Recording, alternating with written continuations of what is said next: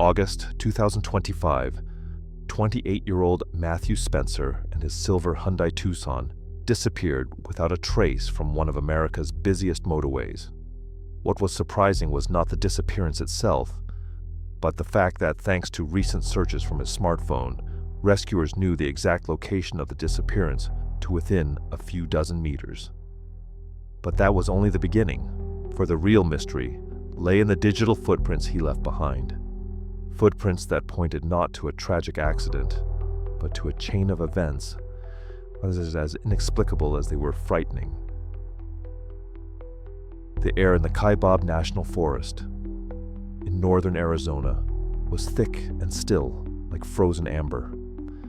At 7,000 feet above sea level, the midday sun, relentless and white, struggled to break through the dense canopy of the crowns of centuries-old ponderosa pines, painting a shivering, deceptive mosaic of light and shadow on the needle-strewn ground.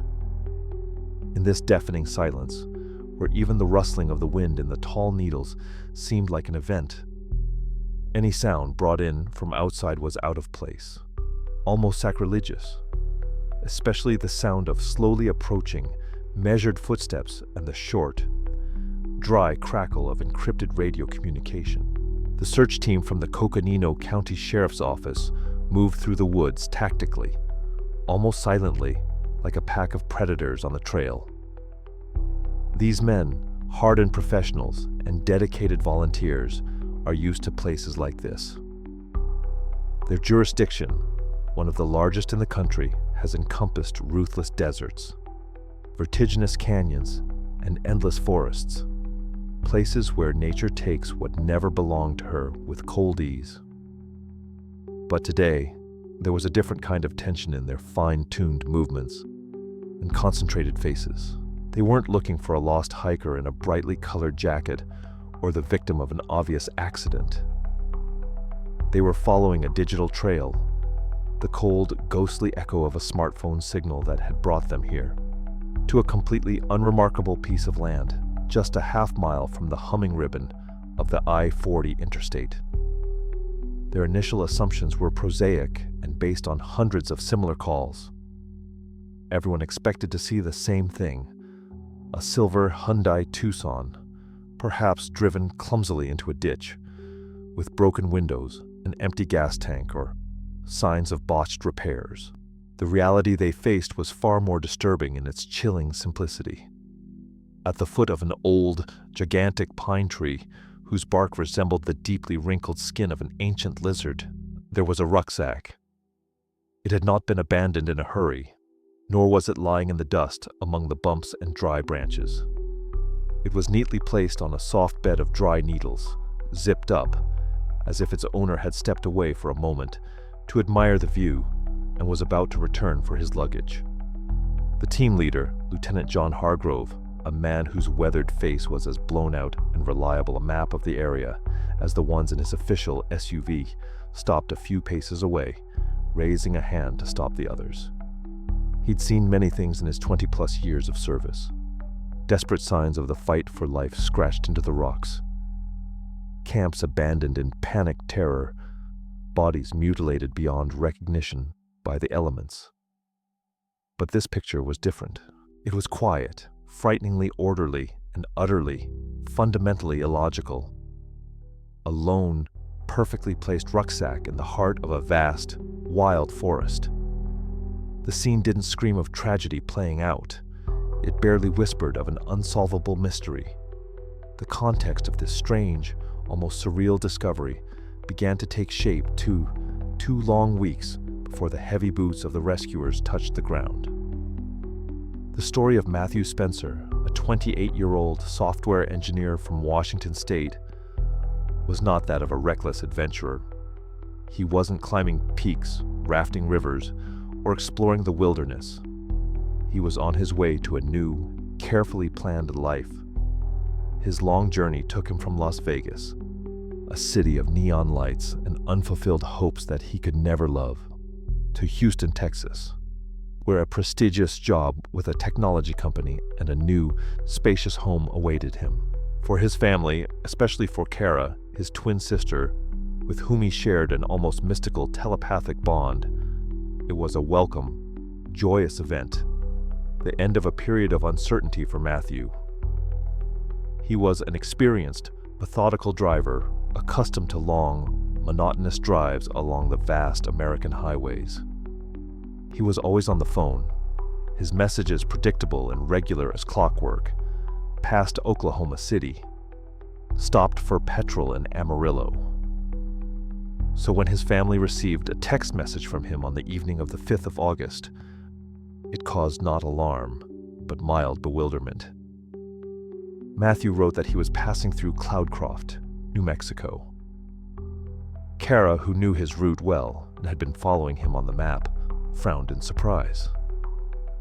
The mountain village of Cloudcroft was hundreds of miles east of where he should logically be at this time, but she put it down to simple fatigue, to a possible mistake in the name of some small, similar-sounding town. The real cold alarm came later, when the next day, the 6th of August, after a brief and, as it seemed to her at the time, perfectly normal phone conversation, Matthew went silent.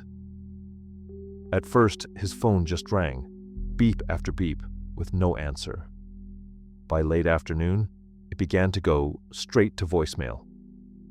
Kara knew her brother. He wasn't the type to go missing. She sprang into action, and this is where the quiet family anxiety collided with a cold, impenetrable wall of bureaucracy and jurisdictional confusion. A report was filed with the New Mexico State Police, based on the last known information. Local officers politely accepted it, but without a body or wrecked car, the case was not given high priority. They began a standard check, but found no trace of Matthew himself or his silver Hyundai Tucson. Precious, critical days were gone, dissolving into inaction. While a desperate Kara pounded the pavement, insisting that something was wrong, that her brother would never do such a thing, Matthew's digital ghost remained invisible to officials. It wasn't until nearly 2 weeks later, when the case finally caught the attention of Arizona investigators, thanks to the family's persistence, that a formal request was made to the tech giants. The response came almost instantly and was overwhelming. An automatic license plate reader camera, a system that impartially records the flow of traffic, captured Matthew's car on the 5th of August, not in New Mexico, but in Flagstaff, Arizona. His Google account data confirmed this with killer accuracy.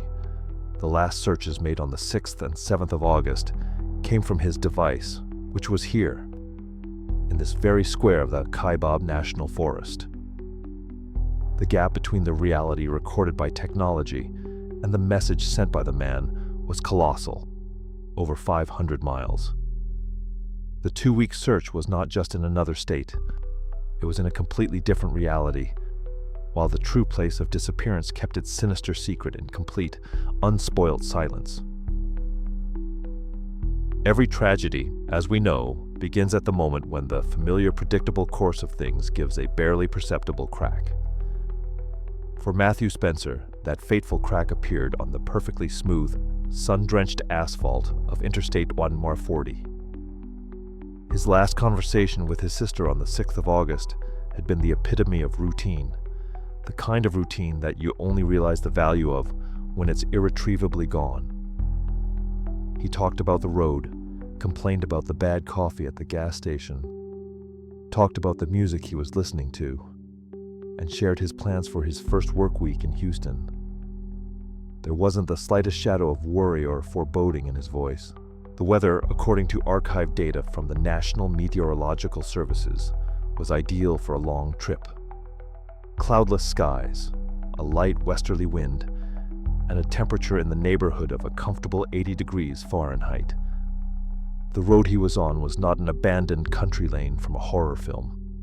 It was one of the main thoroughfares of the United States, a steady, pulsing stream of multi-ton trucks and cars, a river of steel connecting the west and east coasts. His 2006-year-old Hyundai Tucson, although not new, was an island of reliability. It had been fully serviced before the trip and was equipped with everything he needed. In its cabin, crammed with boxes of belongings, was his entire past life, ready to be moved into the future.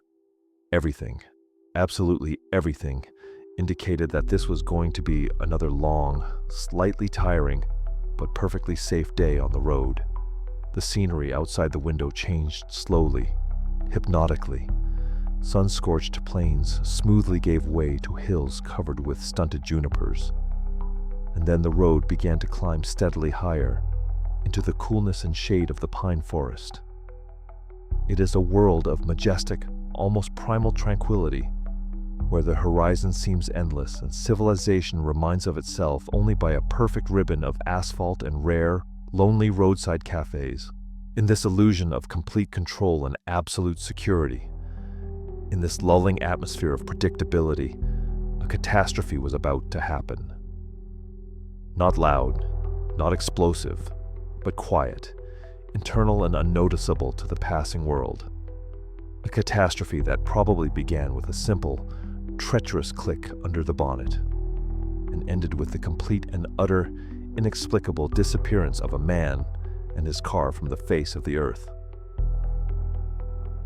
The narrative of any disaster is, in essence, a reconstruction of the very moment when the world turns off the rails and hurtles into the unknown.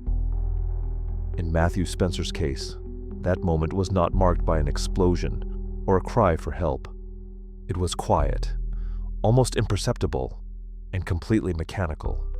This trigger, which set off a chain of inexplicable events, was reconstructed by investigators later, thanks to cold, dispassionate analyses of digital data. But its atmosphere still felt almost physically.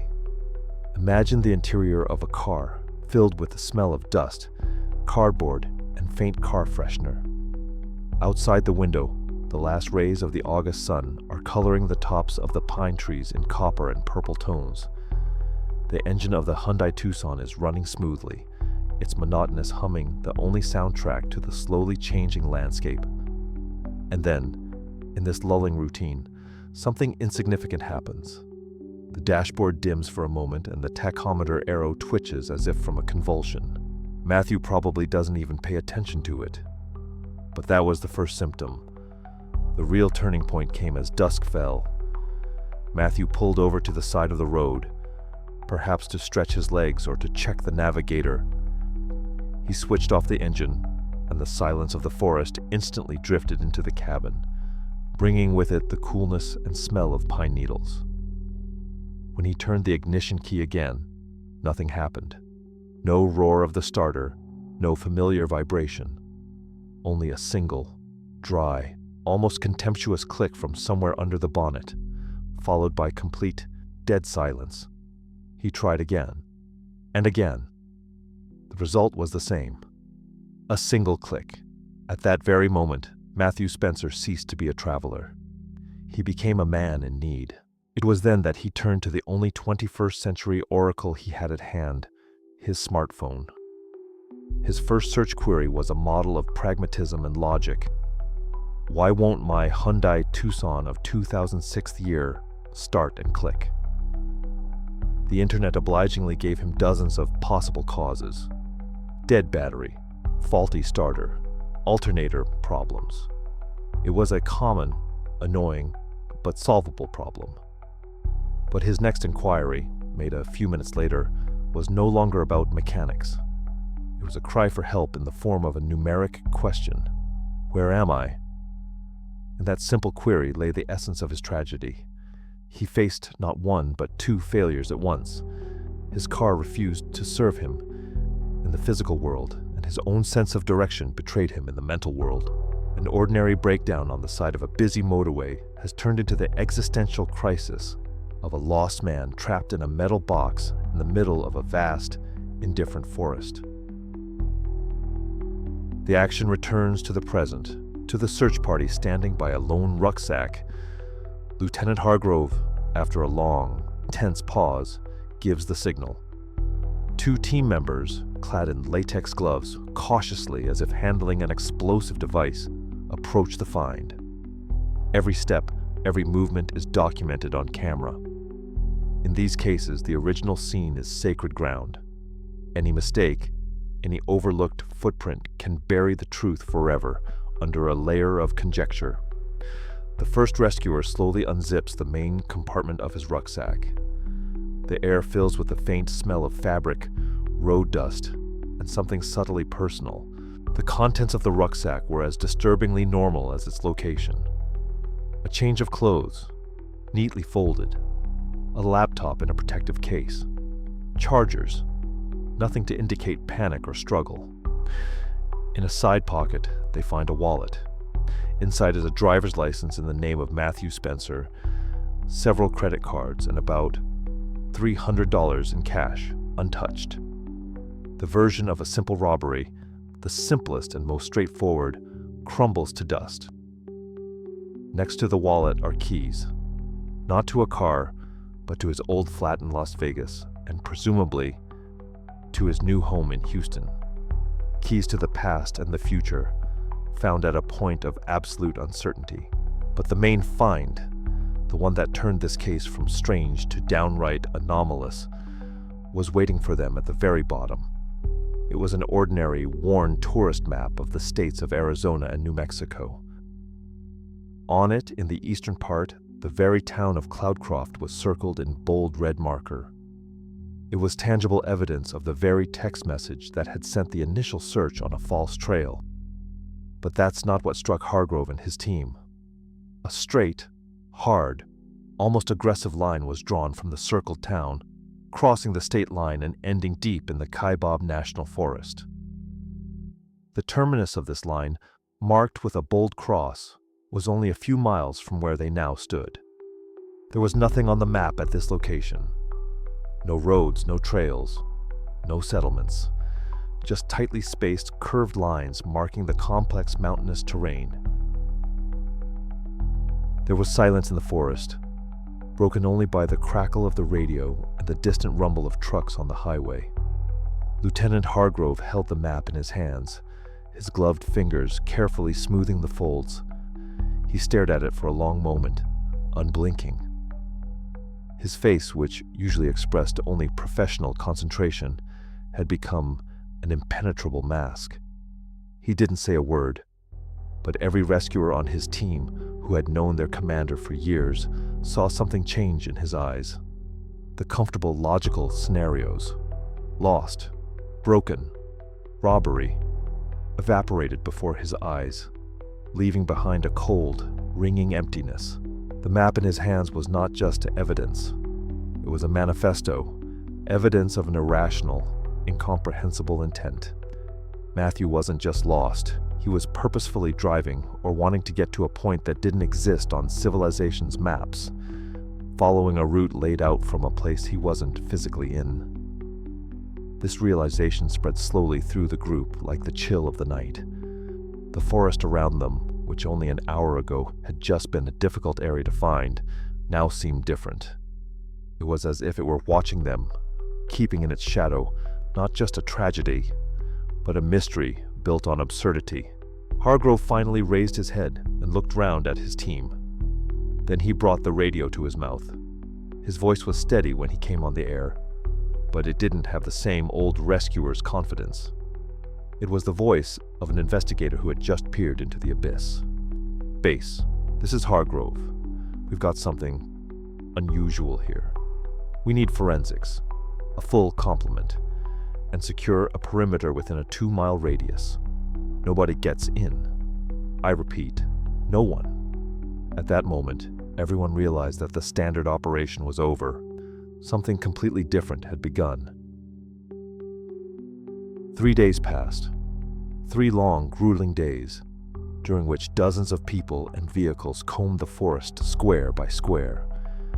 The original search zone around the found rucksack was expanded.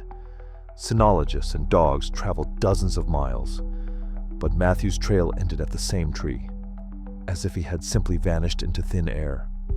Helicopters with thermal imaging cameras circled over the forest, but the dense pine canopy was almost impenetrable. The search had reached a dead end. The hope of finding Matthew alive was fading by the hour, but the absence of any further trace of him, not a scrap of clothing, not a boot print, was almost as agonizing as his disappearance itself. The turning point that finally turned this case into one of the strangest mysteries in Arizona history occurred on the fourth day.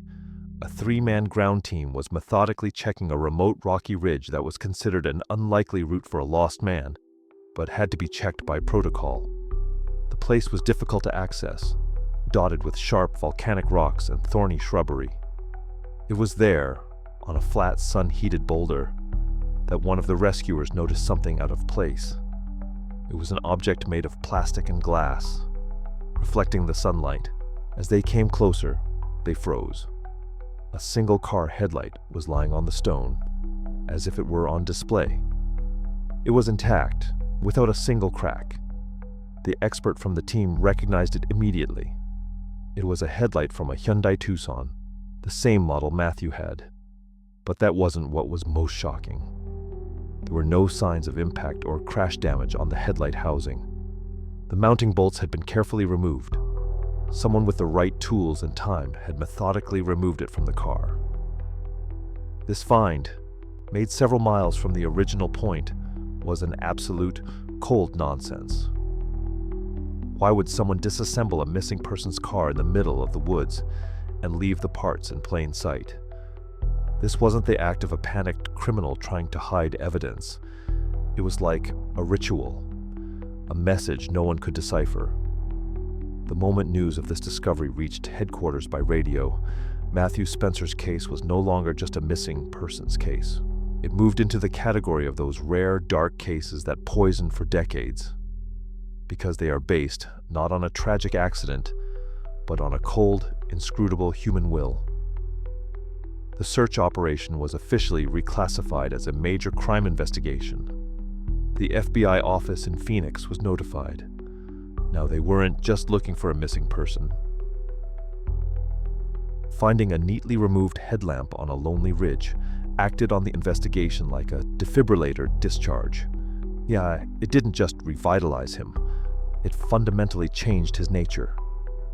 The next morning, with the cold blue of dawn still hanging over the Kaibab forest, an impressive convoy of dark SUVs with federal license plates arrived on the scene.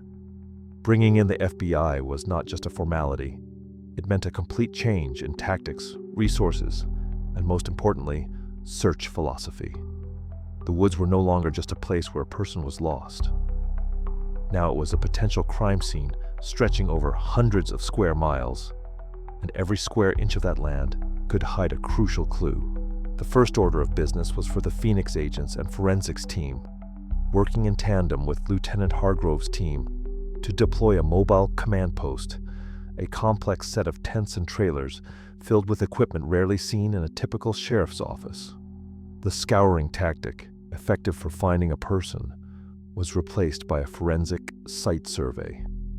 The search area was divided into new, smaller squares, and each team now included not only experienced trackers, but forensic experts as well.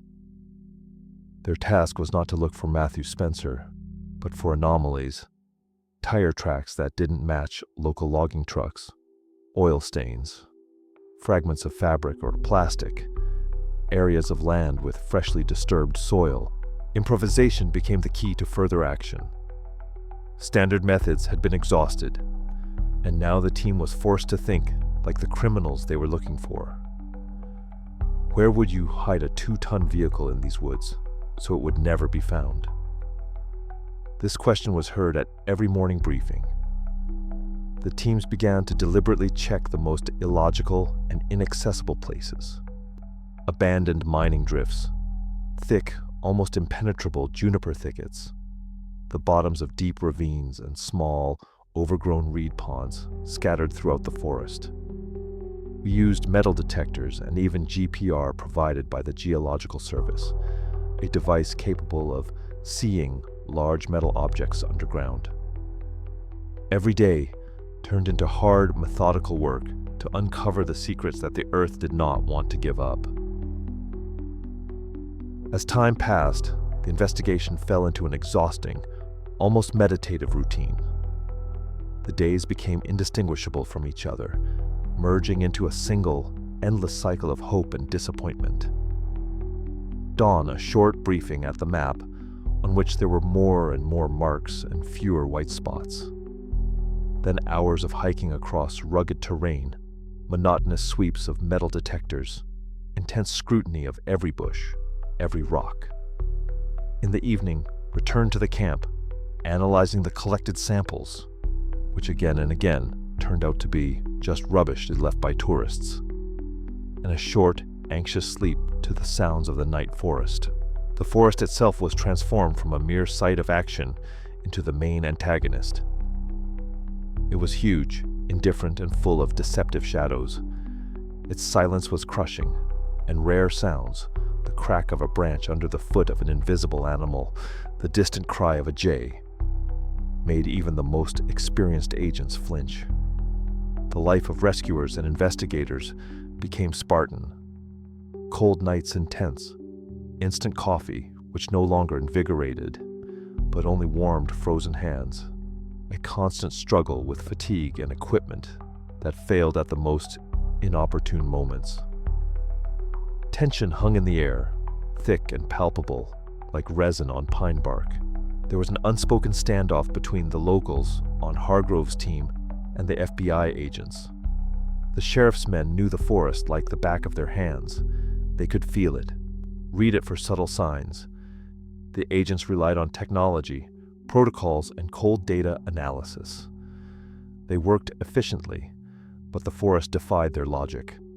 It proved again and again that its secrets were deeper than any GPR signal could penetrate. This new reality was a marathon of survival, where the main enemy was not only what had happened to Matthew Spencer, but the very infinity of this green, silent ocean that seemed capable of swallowing anything without a trace. The psychological break came not as a result of a loud argument or an emotional breakdown. It came quietly, on soft paws, led by the most loyal and honest member of the search team. On the 5th day of the protracted investigation, one of the search dogs, a German shepherd named Thunder, working with a sheriff's team dog handler, suddenly veered off course. She was confidently pulling the leash towards a dense, overgrown shrubby area that had already been superficially inspected. The dog handler, trusting his partner's instincts, followed her. The dog led him, not to the tracks or the scent of a man, but to an old, mighty oak tree that looked like a gray-haired forest patriarch. There it stopped, but did not begin to bark as it usually did when detected. Instead, Thunder whined, tucked her tail, and began to stalk away, looking back at her owner fearfully. The kinologist, a seasoned professional who had seen his dogs in many different situations, was amazed. It was not just interest or detection, it was a primal, inexplicable fear. Overcoming the dog's resistance, he approached the tree and began to examine it. In the trunk, at the height of a man's height, was an old, mossy hollow. Looking inside, he fumbled with his hand for something cold and rectangular. It was a smartphone. The discovery caused a storm of restrained excitement in the camp. Matthew Spencer's phone. It was a breakthrough, perhaps the key to the whole mystery. The device was immediately bagged as evidence and handed over to FBI technicians. In their trailer, in sterile silence, plugged into a charger and special equipment to extract data, the phone came to life. The forensics team began a methodical check. The call log was empty. No incoming or outgoing since the last conversation with his sister. The messages didn't contain anything suspicious either. It seemed like the discovery was just another dead end. But then one of the technicians opened the gallery, and everyone in the trailer went silent. The gallery contained several dozen files created the night Matthew disappeared. The first picture was taken about an hour after his last search. The next one was taken a minute later, and so on, with perfect, almost machine-like precision. But there was nothing in the pictures. Each picture was absolutely, perfectly black. These were not photographs with the lens closed. Forensics showed that the camera was working, but had been taken in the total absence of light. Dozens of blank, silent black frames. This discovery was scarier than any picture of violence. It was evidence of something incomprehensible. What was Matthew filming in this impenetrable darkness? Or was he not? This gallery of digital emptiness was a powerful psychological blow to the investigation. It gave no answers, but raised hundreds of chilling questions, turning the case from a criminal mystery into a dark, almost metaphysical parable. The discovery of the gallery of black photographs was the point after which the investigation went downhill, but for entirely new reasons. It wasn't about running out of evidence or resources. It was that the very nature of the mystery went beyond the standard FBI protocols and the expertise of the sheriff's team. Rational explanations, such as a technical glitch in the camera, were offered and considered, but they couldn't drown out the unsettling, irrational feeling this discovery left. It was as if they were confronted not with human intent, but with something that defied their logic.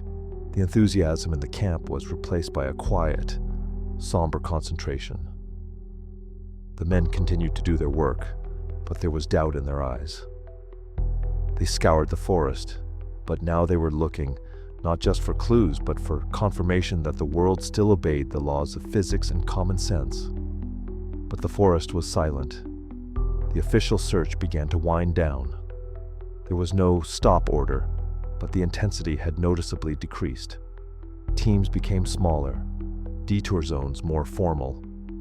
Everyone realized that without a new, concrete lead, they were just going round in circles in a vast, silent forest that held a secret they might not be able to understand. It was in this moment of fading official operation that an internal fracture occurred. But it occurred not at the headquarters of the investigation, but in the heart of one person, Kara Spencer. Refusing to accept the accident version, and not satisfied with the lack of progress in the official investigation, she made a decision. If the system can't give her an answer, she'll find someone who works outside the system. This determination, born out of desperation and sisterly love, became the new fulcrum for the entire story. As the FBI folded its tents and the sheriff's team returned to routine business, a new phase of the investigation was brewing in the shadows. Private, unofficial, and far more dangerous. Kara began searching for someone who wouldn't be afraid to look into the darkness captured in those black photos. And that decision was about to lead to the final, most shocking revelation in her brother's case. Time is the most ruthless solvent. It blurs the features of faces and photographs, mutes the most poignant memories, and slowly but inexorably turns tragedy into statistics. By the early winter of 2025, the active phase of the investigation into Matthew Spencer's disappearance had effectively ceased.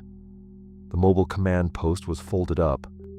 Federal agents returned to their offices in Phoenix, and the case, given cold case status, lay thickly filed on a shelf in the archives of the Coconino County Sheriff's Office. For the justice system, the story is over. But for Kara Spencer, it was just beginning. Every day for her was a struggle with silence. Silence from the telephone receiver where her brother's voice once sounded. Silence from the officials who answered her calls with polite but empty phrases. No news. We are doing everything we can. And the worst silence of all, the silence that settled in her own heart, where there used to be an unbreakable bond with her twin. The hope of finding Matthew alive had faded, replaced by a desperate, almost animalistic need for answers. Again and again, she ran her mind over the absurd array of evidence: the rucksack, the map with the line to nowhere, the removed headlight, the gallery of black photographs. They were pieces of a puzzle no one wanted or could put together. It is at this point, at the very bottom of despair, that the strongest resolve is born. Kara realized that a system built on logic and protocols was powerless in the face of the irrational. She sold her car, took out a second mortgage on her house, and did what people do when the law stops helping them. She found a man who specialized in finding answers where none seemed to exist. His name was Julian Croft. He wasn't an ex-cop or a brutal private investigator from slapstick novels. Croft was a former NSA analyst, a thin, pale man with eyes that seemed to see not people, but the streams of data behind their words. He took dearly and worked only cases he deemed interesting. He found the Matthew Spencer case, with its anomalous digital footprints, fascinating. Croft didn't start his work by traveling to Arizona. He locked himself in his San Francisco office, surrounded by a dozen monitors, and immersed himself in the only place he thought he could still find the truth: Matthew's digital echo. He hadn't just studied the FBI reports. Through his old connections, he'd accessed the raw, unprocessed data from the cell towers for that very night. For hours, 24 hours, he sifted through terabytes of information until he found what he was looking for. The jump signal, which the FBI considered an unexplained anomaly, Croft saw differently. It wasn't a jump, it was an echo, a reflection caused by a powerful, narrowly focused electromagnetic pulse. Someone, he said, hadn't just jammed the signal in the area. Someone had, for a brief moment, hit the airwaves with something so strong that it made the nearby towers go crazy. And that hit came from the north, from the direction of an old, abandoned military training ground. This lead was elusive, but it was the only one. While Croft was trying to get some information through his contacts about what might have been going on at the range, the denouement came from a completely unexpected direction. In March of 2026, the state police, as a result of a long development, arrested a large gang of car thieves who had been operating on I-40. During the interrogation of one of the gang members, a minor in the hierarchy, the investigator, just checking information, mentioned the case of a guy who had disappeared a year ago in a silver Hyundai. The gangster's reaction was strange. He turned visibly pale and flatly refused to talk. Only after being promised the softest deal possible did he speak, looking around as if he was afraid of invisible ears. His story was not a confession. It was a whisper, full of superstitious dread. He said their gang had never worked the stretch of woods north of Flagstaff. It was a no-go zone. A different group operated there, he said. He didn't know who they were. Ex-military, mercenaries. He didn't know. But they were feared by everyone in the underworld. He called them the cleaners. They didn't just steal cars. They took everything. The car, the driver, all his stuff. And there was nothing left behind. Absolutely nothing. He mentioned that they were rumored to have some equipment that burns everything, even the air. When the investigator pressed for details, the thug only shook his head and muttered that they'd find it anywhere, even in a cell. This information, which in itself was not direct evidence, in the light of Croft's discoveries, formed a monstrous but logical picture. Officially, Matthew Spencer's case is still unsolved. He is one of thousands of faces on missing persons posters, another digital ghost lost in the vast expanse of the American West. The official version was never formulated, leaving behind only a vacuum filled with his family's pain. But the unofficial version, gleaned from Julian Croft's data analysis and the bandits' frightened whispers, sounds like the script to the darkest techno-thriller. Matthew Spencer didn't just break down in an unfortunate place. His breakdown may not have been an accident. He may have been the victim of a remote, electronic influence that disabled his car's electrical system. He was trapped in a trap set by unseen hunters. His desperate searches were the last trace of his existence in the digital world before he was wiped out. The cleaners, whoever they were, a private military company testing new equipment, or a secret government unit, had removed a witness to their activities. They took him, his car, and all his belongings, leaving not a drop of oil, not a tire print. They erased him from the physical world as effectively as their technology erased him from the digital world. What did the strange clues mean? A map with a line leading nowhere? Perhaps it was Matthew's last, desperate attempt to fix the direction he was being taken. The removed headlight left on the ridge. An ominous signature, a trophy, or just a part that fell out in transit. And the gallery of black photos? That was probably what his camera's sensor saw when the cleaner's powerful electromagnetic equipment was operating nearby. Absolute, impenetrable digital darkness. Matthew Spencer's story leaves behind the most important and most frightening question. If there is a technology that can wipe a person off the face of the earth without a trace, and if there are people willing to use it, how many more of these cleaners are working on the desert roads of America? How many more digital ghosts roam the web, leaving behind only unsolvable mysteries and families doomed to wait forever? The investigation into one man's disappearance is over, but it has opened the door to a world where technology breeds monsters, and justice is powerless in the face of absolute, methodical, and ruthless efficiency. And that door remained open.